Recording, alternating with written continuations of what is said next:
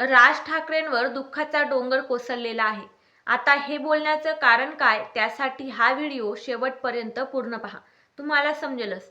तुम्हा सगळ्यांना माहीत असेलच की राज ठाकरे यांनी मराठी भाषेला किती महत्त्व दिलेलं आहे आणि कशा पद्धतीने त्यांनी आपली मराठी भाषा पुढे नेलेली आहे किंवा मराठी भाषेला कशा पद्धतीने त्यांनी जपलेलं आहे.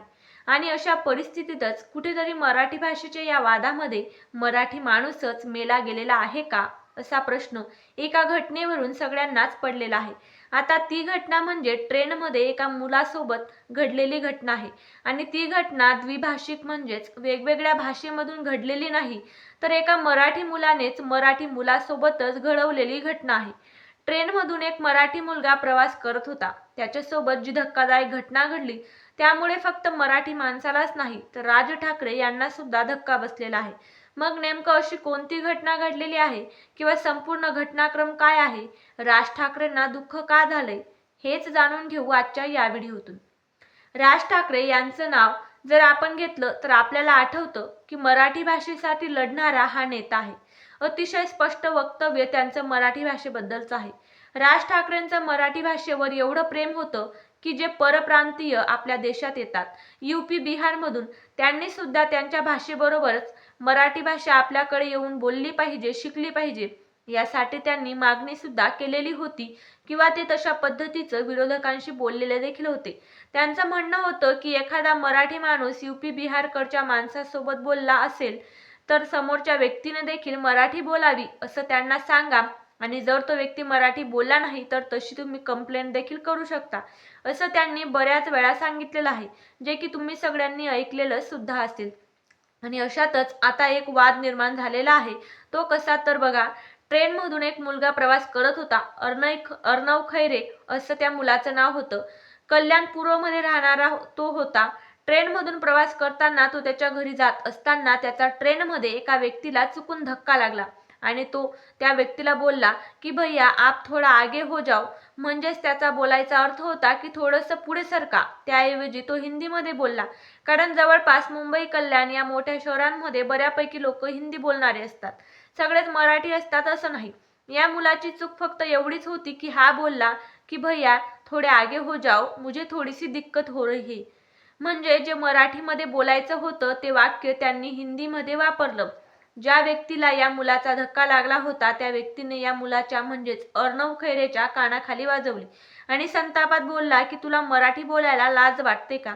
असं बोलल्यानंतर आजूबाजूची जी लोक होती त्यांनी सुद्धा त्या मुलाला थोडीफार मारहाण केली, असं सुद्धा माध्यमातून समोर आलेलं होतं.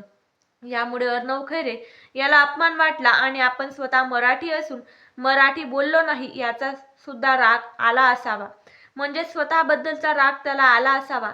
त्यानंतर तो घरी गेला आणि घरी गेल्यानंतर त्याने आत्महत्या करून स्वतःचं जीवन संपवलं. या घटनेनंतर मनसेचे कार्यकर्ते अविनाश जाधव आणि त्यांचे इतर सहकारी हे सगळेजण त्या ठिकाणी भेट द्यायला गेले, परंतु तोपर्यंत खूप उशीर झालेला होता, कारण ते जाऊन देखील त्या तरुणाला वाचवू शकले नाहीत. त्याआधीच त्या तरुणाचा मृत्यू झालेला होता. म्हणजे हे अगदी समजण्याच्या पलीकडचं झालेलं आहे.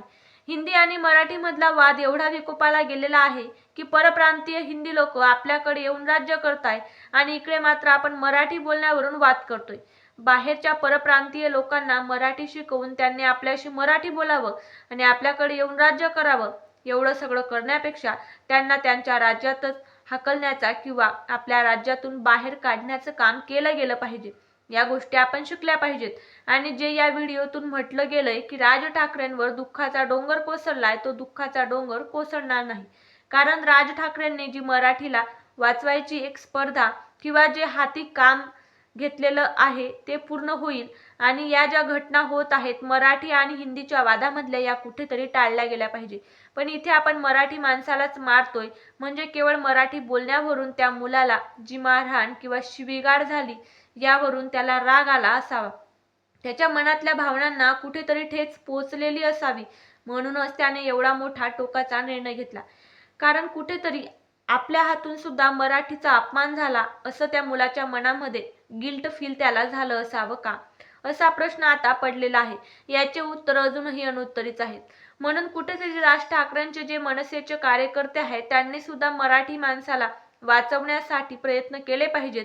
म्हणजे चुकून एखाद्याच्या तोंडून मराठीऐवजी हिंदी भाषा आली तर तुम्ही त्याला एकदा समजावून सांगा की दादा तू मराठी आहेस, तू मराठी बोलायला पाहिजे. अशा पद्धतीने त्याला समजावून सांगितलं पाहिजे. जर तो ऐकला नाही किंवा त्याने काही चुकीचे शब्द वापरले तेव्हा त्या व्यक्तीला मारणं किंवा शिवीगाळ करणं योग्य आहे. परंतु असं डायरेक्ट मारणं हे चुकीचं आहे. यामुळे एखाद्याला आपला जीव देखील गमवावा लागला. या संपूर्ण घटनेबद्दल तुमचं मत काय आहे कमेंटमध्ये नक्कीच सांगा. लवकरच भेटूया अशाच एका नवीन आणि माहितीपूर्ण व्हिडिओसह. तोपर्यंत धन्यवाद.